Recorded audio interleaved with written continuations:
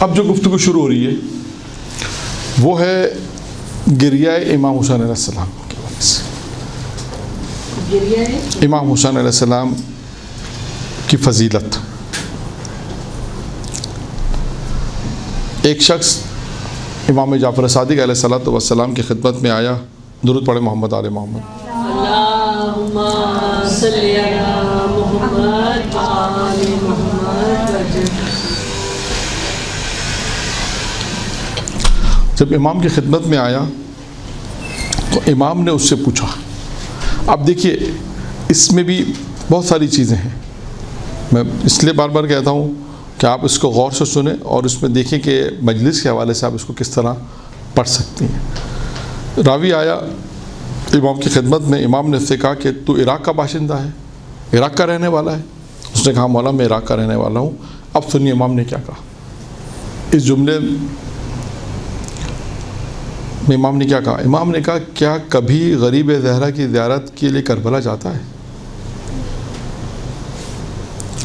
اس نے عرض کیا قبلہ آپ کو تو معلوم ہے کہ زیارت غریب زہرا سرکاری طور پہ پابندی ہے اور میں انتہائی معروف آدمی ہوں. مجھے خطرہ ہے کہ اگر میں گیا تو یقیناً میں مشکل میں آ جاؤں گا اور میرے لیے مشکل کھڑی ہو جائے گی. یعنی اس جملے میں پہلا جملہ کیا ہے؟ میں امام جعفر صادق نے کیا کہا اس سے آنے والے سے؟ نہیں, کیا تو غریب زہرا کی زیارت کے لیے جاتا ہے؟ یعنی ائمہ علیہ السلام کیا چاہتے ہیں کہ لوگ امام حسین کی زیارت کے لیے جائیں. یعنی خود سوال بتا رہا ہے کیا تو غریب زہرا کی زیارت کے لیے جاتا ہے؟ اس کا کیا مطلب ہے؟ امام کی کیا خواہش ہے کہ لوگ زیارت کے لیے جائیں. ایک سوال. پھر اس نے جب جواب دیا اس نے کہا کہ مولا میرے مشکل ہے. پھر امام نے فرمایا کیا مصائب غریب زہرا کو یاد کرتا ہے؟ دوسری خواہش. یعنی امام کیا چاہتے ہیں کہ زیارت پر جاؤ, مصائب کو یاد کرو, امام حسین کے مصائب کو یاد کرو.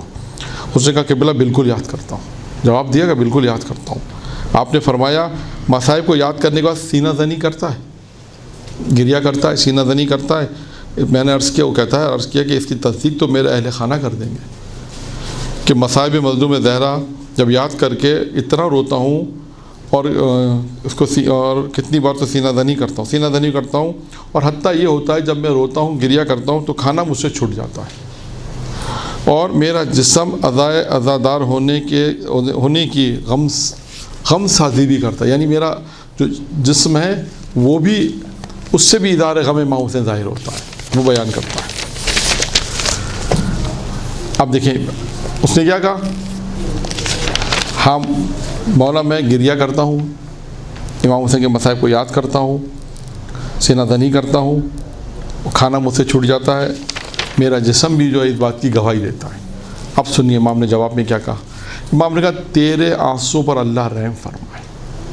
اب گریہ کرنے والوں کے فوائد دیکھیں, یہ گریہ کے اثرات, گریہ کے فوائد. ہاں اللہ تیرے آنسو.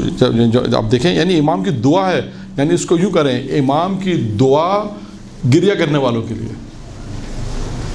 امام کی کیا دعا ہے؟ تیرے آنسو پر اللہ رحم کرے, تو قیامت میں ہمارے غم میں سینہ زنوں کے گروہ سے محشور کیا جائے گا.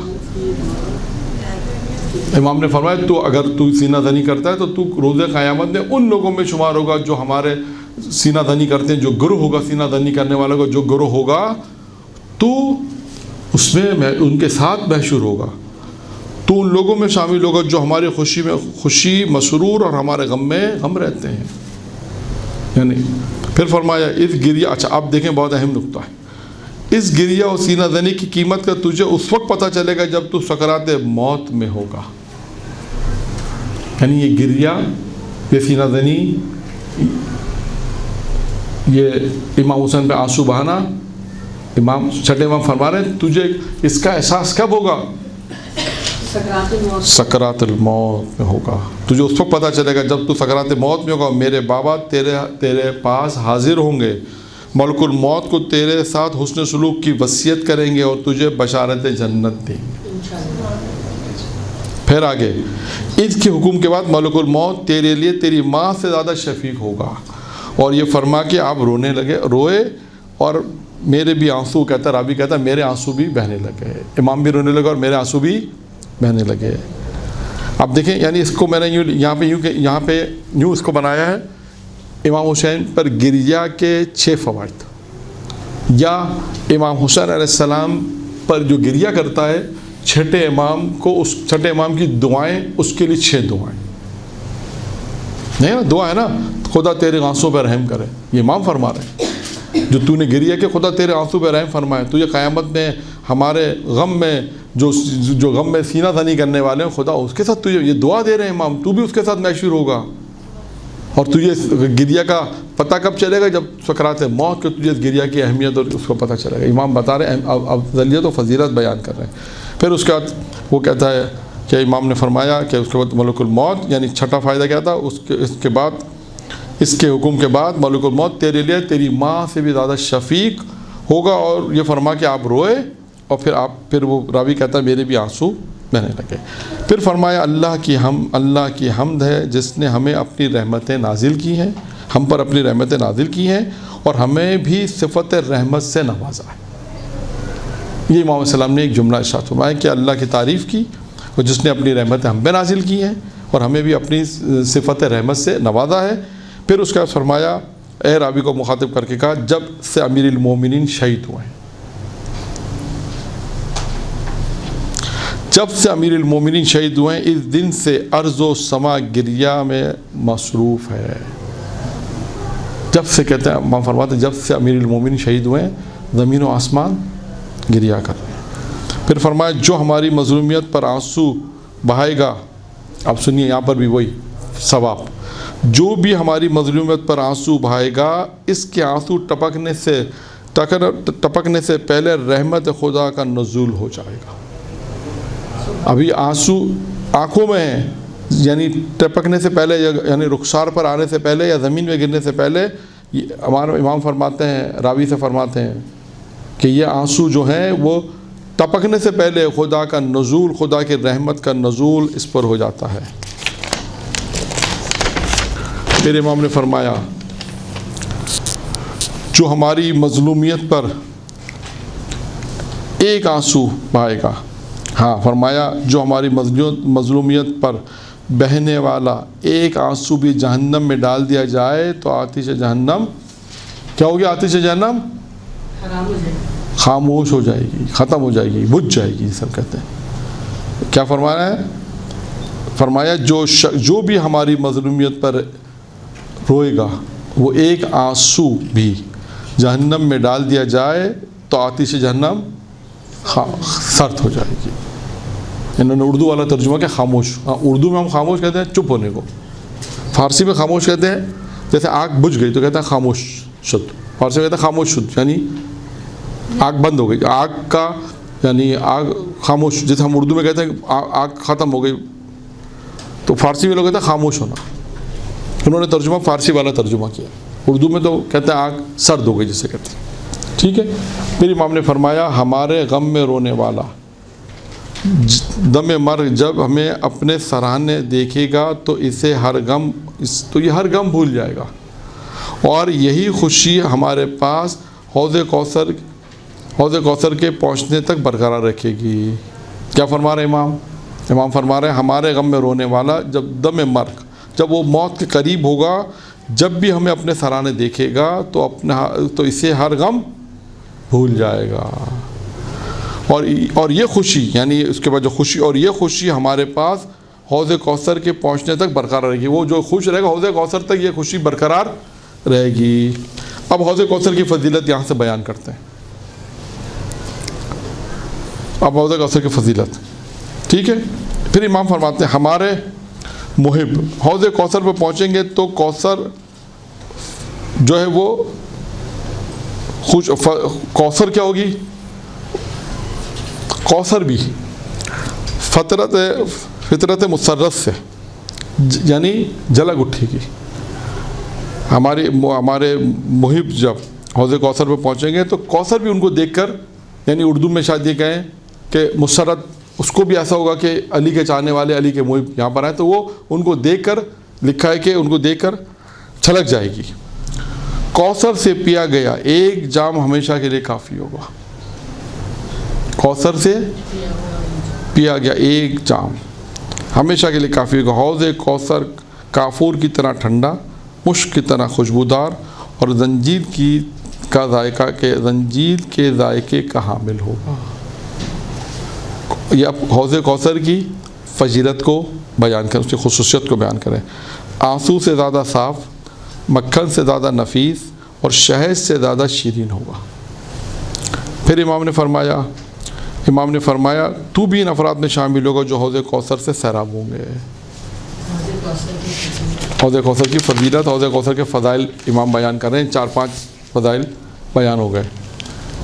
پھر اس کے بعد امام نے فرمایا، امام کہتے ہیں کہ ہمارے غم میں رونے والی آنکھ پر اللہ کی پہلی عنایت یہ ہوگی کہ وہ حوض کوثر کو دیکھے گا. پہلی عنایت یہ ہے کہ وہ حوض کوثر کو دیکھ سکے گی وہ آنکھ. حوض کوثر پر امیر المومنین ہوں گے اور وہ اپنے اعداء یعنی اپنے دشمنوں کو حوض کوثر سے دور کر رہے ہوں گے، قریب تک آنے نہ دیں گے، یعنی ان کو دور کریں گے. حوض کوثر پر آنے والے ایسے افراد ہوں گے جو ہمارے غم میں آنسو نہیں بہاتے. جب وہ آئیں گے، اب یہاں پہ ایک اہم بات ہے. جب امیر المومنین حوض کوثر پہ کیا کام کریں گے؟ اپنے اعداء یعنی اپنے دشمنوں کو جب دور کریں گے، حوض کوثر سے جب وہ قریب آئیں گے تو امام علی ان کو کوثر سے دور کریں گے، ان کو حوض کوثر پر آنے نہیں دیں گے.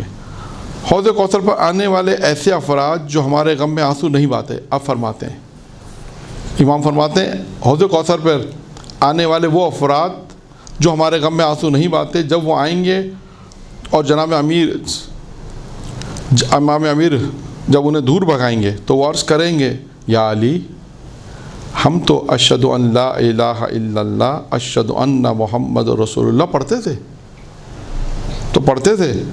تو حضرت علی انہیں جواب دیں گے، مجھے معلوم ہے کہ تم پڑھتے تھے، آج بات شہادتین کی نہیں ہے، شہادتین کی بات نہیں ہے. جاؤ جس کو امام مانتے تھے ان سے کوثر مانگ لو. یعنی حوض کوثر پہ ایک یوں سمجھ لیجیے کہ حوض کوثر کے اوپر ایک قصہ واقعہ یوں پیش آئے گا کہ جو لوگ امیر المومنین جن کو کوثر سے دور کریں گے وہ آ کے کہیں گے، امیر المومنین کو آئیں گے اور کہیں گے مولا ہم تو دنیا میں شہادتین پڑھتے تھے تو اشہد ان لا الہ الا اللہ اشہد ان محمد رسول اللہ پڑھتے تھے. تو حضرت علی کہیں گے یہاں شہادتین کی بات نہیں ہے. پھر کہیں گے تم دنیا میں جس کو امام مانتے تھے جا کر کوثر بھی تم ان سے لے لو، ان سے کوثر مانگ لو. وہ عرض کریں گے آج وہ امام تو ہم سے علیحدہ ہو گئے ہیں. وہ کہیں گے آج وہ امام ہے ہی نہیں ہمارے پاس، وہ آج ہم سے علیحدہ ہو گئے ہیں. تو آپ فرمائیں گے جاؤ انہیں تلاش کرو، تیرے نزدیک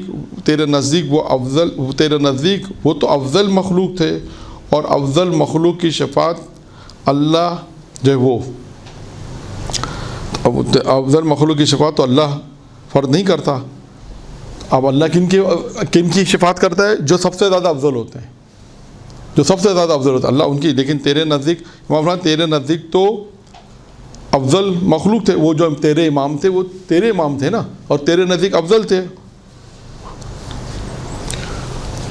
اور افضل مخلوق کی شفاعت تو اللہ فرض نہیں کرتا. اللہ ان لوگوں کی جو لوگ سب سے زیادہ افضل ہوتے ہیں، سب سے زیادہ اللہ کے نزدیک با فضیلت ہوتے ہیں، اللہ ان کی شفاعت کرتا ہے. پھر فرمایا وہ عرض کریں گے قبلہ میرا پیاس سے برا حال ہے. تو حضرت جواب دیں گے میں کیا کر سکتا ہوں، مجھے اللہ کی طرف سے صرف یہی حکم ہے کہ کوثر پلانے کا حکم ہے کہ جو دنیا میں صرف ہماری وجہ سے مظلوم رہتے تھے. امام نے فرمایا مجھے کوثر پلانے کا ہے. کن لوگوں کو کوثر پلانی ہے؟ کہ جو ہماری وجہ سے دنیا میں مظلوم رہتے تھے. صرف حکم اللہ کی طرف سے کہ علی انہی کو کوثر پلاؤ جو دنیا میں تمہاری وجہ سے مظلوم رہتے تھے.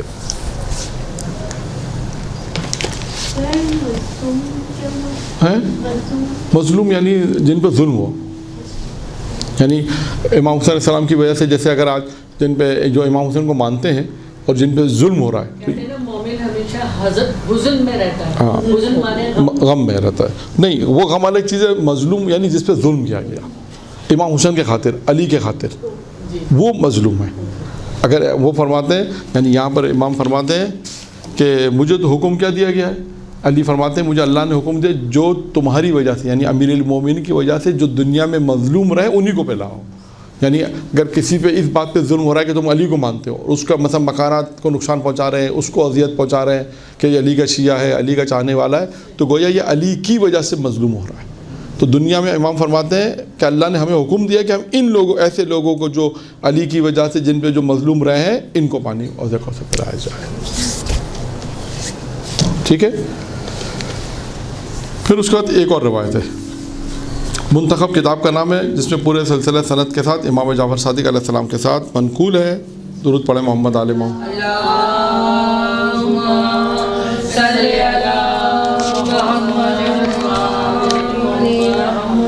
اب دیکھیے, اب امام ارشاد فرماتے ہیں, امام فرماتے ہیں یعنی چھٹے امام فرماتے ہیں کہ جس شخص کے سامنے ہی ہماری مظلومیت بیان کی جائے اور اس کی آنکھ سے مکھی کے سر کے برابر آنسو آئے تو اللہ اس کے تمام گناہ معاف کر دے گا, خواہ وہ سمندر کی جھاگ کے برابر ہی کیوں نہ ہو. کون فرما رہا ہے یہ؟ چھٹے امام. کیا فرما رہے ہیں؟ جس شخص کے سامنے ہماری مظلومیت بیان کی جائے اور اس کی آنکھ سے مکھی کے سر کے برابر بھی آنسو آئے تو اللہ اس کے تمام گناہوں کو معاف کر دے گا, خواہ وہ سمندر کی جھاگ کے برابر کی نہ ہو. پھر امام نے فرمایا اللہ ہمارے شیعوں پر رحم فرمائے کہ وہ تاریخ کے طویل غم حسین میں ہمارے ساتھ شریک ہیں. جو شخص ہمارے غم میں خود بھی روئے اور 100 افراد کو رلائے تو داخل جنت ہوگا. آپ دیکھیں وہ روایت شروع ہوئی ہے جس میں رلانے والوں کو ثواب بیان ہو رہا ہے. اب دیکھیں یہاں پر مکھی کے سر, کئی جگہ مکھی کا پر آیا ہے, کہیں سر آیا ہے. تو اگر اتنا بھی کوئی آنسو بہالے, اتنا بھی کوئی رو لے, تب اس کا اجر و ثواب کتنا ہے. ٹھیک ہے. پھر اس کا امام نے فرمایا یہاں پہ آپ دیکھیں امام حسین علیہ السلام کے رونے پر, گریہ کرنے پر فوائد بیان ہو رہے ہیں. نمبر 2, نمبر 1 آگے آ گیا کہ اس کے تمام گناہ معاف ہوں گے. 2, اللہ ہمارے شیعوں پر رحم فرمائے وہ تاریخ کے طویل غم حسین میں ہمارے شریک غم ہے. 3, جو شخص ہمارے غم میں خود بھی روئے اور 100 افراد کو رلائے تو اس پہ جنت واجب ہے. جو شخص ہمارے غم میں روئے اور 50 افراد کو رلائے تو جنت واجب ہے. جو شخص ہمارے غم میں روئے اور 30 افراد کو رلائے تو اس پہ جنت واجب ہے. جو شخص ہمارے غم میں روئے اور 10 افراد کو رلائے تو اس پہ جنت واجب ہے, جنت میں داخل کیا جائے گا. جو شخص ہمارے غم میں روئے اور 1 آدمی کو رلائے تو وہ جنت میں داخل جنت ہوگا. جس شخص نے آنسو نہیں بہتے اگر وہ رونے کی شکل ہی بنا لے تب بھی داخل جنت ہوگا. اگر کوئی شخص کا آنسو نہیں نکلتے لیکن وہ رونے جیسی شکل بھی بنا لے تب بھی کیا فرماتے ہیں؟ داخل جنت ہوگا. پھر کہتے ہیں امام میرے نانا سے مروی ہے کہ شہادت حسین کے بعد کوئی شخص غم حسین میں صرف اتنا روئے کہ مکھی کا پر تر ہو جائے تو اس کا اجر اللہ اپنے ذمے لے لیتا ہے اور اللہ جنت سے یعنی اس کو جو اجر اللہ جنت سے کم اجر نہیں دے گا. یعنی سوچیں کہ امام حسین علیہ السلام کے آنسو بہانے پر, وہ آنسو کا کیا معیار بتایا اس میں, مکھی کے پر کے برابر بھی اگر اس کا آنسو نکل آئے تو اللہ اسے اجر دے گا. اللہ اس کا اجر و ثواب کس کے ذمے ہے؟ اللہ. اب وہ اجر و ثواب کیا ہے؟ یعنی اللہ کم از کم بھی جو اسے دے گا وہ کیا ہے؟ جنت ہے. یعنی کم از کم جو دے گا وہ جنت ہے. یہ سوچ رہے ہیں آپ, یعنی اگر اللہ زیادہ سے زیادہ دے, کوئی درجہ اعلیٰ پر دے تو وہ کیا دے گا, وہ ایک الگ آئے کیا ہوگا, وہ اللہ بہتر جانا ہے. وہی کافی ہے. وہی کہہ رہے ہیں کہ وہی کافی ہے. اگر انسان اتنا بھی روئے یا رونی جیسی شکل بنائے تب بھی اس کے لیے جنت میں داخل ہوگا. یہ ایک روایت یہاں پر مکمل ہو گئی. اور اب ایک دوسری روایت, یہ آخری روایت ہے. یہ بہار الانوار کی روایت ہے. بہار الانوار میں ہے کہ کہ جب سرور نے یعنی جناب ختمی مرتبت نے جناب سیدہ سلام اللہ علیہ کو شہادت حسین کی اطلاع دی تو دختر رسول کافی وقت تک گریہ فرماتی رہی۔ اب یہ وہ روایت ہے کہ جو آپ لوگ مجالس میں سنتے رہتے ہیں۔ اچھا، اب اس روایت میں کیا؟ اس روایت میں بھی امام حسین کی شہادت کے متعلق خبر دینا ہے۔ یہ وہ روایت ہے کہ جس میں رسول خدا نے جناب زہرا کو امام حسین صاحب کی شہادت کی خبر دی، اور پھر جو گفتگو ہے وہ گفتگو بیان ہو رہی ہے۔ کیا گفتگو ہے؟ بہار کی روایت ہے کہ جب دختر رسول کو یعنی پیغمبر اسلام نے جب جناب زہرا کو امام حسین کی شہادت کی اطلاع دی تو آپ کافی دیر تک گریہ فرماتی رہیں۔ پھر عرض کیا، بابا میرا حسین کب شہید ہوگا؟ میرا حسین کب شہید ہوگا؟ تو آپ نے فرمایا، بیٹی اس وقت شہید ہوگا جب نہ میں ہوں گا، نہ تو ہوگی، نہ علی ہوگا، نہ حسن ہوگا۔ یہ سن کر بیوی کا گریہ بڑھ گیا اور عرض کیا، بابا جان کیا میرے حسین کو کوئی رونے والا نہیں ہوگا؟ کوئی رونے والا ہوگا؟ سوالیہ جملہ، کیا میرے حسین کو کوئی رونے والا ہوگا؟ سوالیہ جملہ پوچھا۔ پیغمبر اسلام نے ارشاد فرمایا، ہاں بیٹی، اللہ میری امت سے ایک گروہ کو پیدا کرے گا جو ہر سال تیرے حسین کی یاد تازہ کریں گے، گریہ کریں گے، نوخوانی کریں گے، سینہ زنی کریں گے، اور یہ سلسلہ ان کی نسلوں تک جاری رہے گا۔ ان کے مرد ہمارے مردوں کے غم میں اور ان کی عورتیں ہماری عورتوں کی مظلومیت پر آنسو بہائیں گی۔ قیامت کے دن تو بھی ان عزاداران حسین کی شفاعت کرے گی اور میں بھی عزاداروں کی شفاعت کروں گا۔ بیٹی قیامت کے دن ہر آنکھ اشبار ہوگی، یعنی ہر آنکھ روئے گی، گریہ کرے گی، لیکن جو آنکھ حسین کے غم میں روئے گی وہ سرخرو ہوگی، وہ مسرور ہوگی، وہ آنکھ گریہ نہیں کرے گی۔ یہاں پر یہ روایت مکمل ہو گئی۔ یعنی یہ گفتگو کیا ہے؟ امام حسین یعنی شہادت کی جب خبر دی گئی امام حسین کی شہادت کی جناب زہرا کو، تو جناب زہرا نے سوال کیا کہ یہ شہادت کب واقع ہوگی؟ اس کا جواب دیا رسول خدا نے کہ شہادت اس وقت واقع ہوگی۔ پھر پوچھا جب یہ اس پہ رونے والا کون ہوگا؟ پھر پیغمبر نے وہ بیان کیا کہ میری امت کا ایک گروہ رونے والا ہوگا، اور ان کے مرد جو ہے وہ میری امت کے جو مرد ہیں وہ ہماری عورتوں پہ روئیں گے، جو ان کے امت کے جو مرد ہیں وہ ہماری خواتین کے مصائب پر گریہ کر کے روئیں گی، اور فرمائے کہ اس سلسلے کو ان کی نسلوں سے ان کی مرد ہمارے مردوں کے غم میں اور ان کی عورتیں ہمارے عورتوں کی مظلومیت پر آنسو آئیں گے۔ سر ابھی جیسے کبھی کلپس چلتے ہیں نا وہ موبائل میں، تو ایک وہ آنکھ جو گناہوں پہ روتی ہے اور ایک وہ آنکھ جو امام حسین پہ روتی ہے، 5 ہیں۔ 5؟ یہ تو میں نے 2 سنی ہے ابھی تک۔ ایک آنکھ وہ بھی ہے جو خدا کی ایک، یہ تو اچھا یہاں پہ 10 مکمل ہو جائے، پہلے میں اس کو آپ کی روایت سے جواب دے دیتا ہوں۔ اب یہ والی روایت بھی یہاں پر مکمل ہو گئی، ٹھیک ہے؟ ایک درود پڑھیں محمد آل محمد پر۔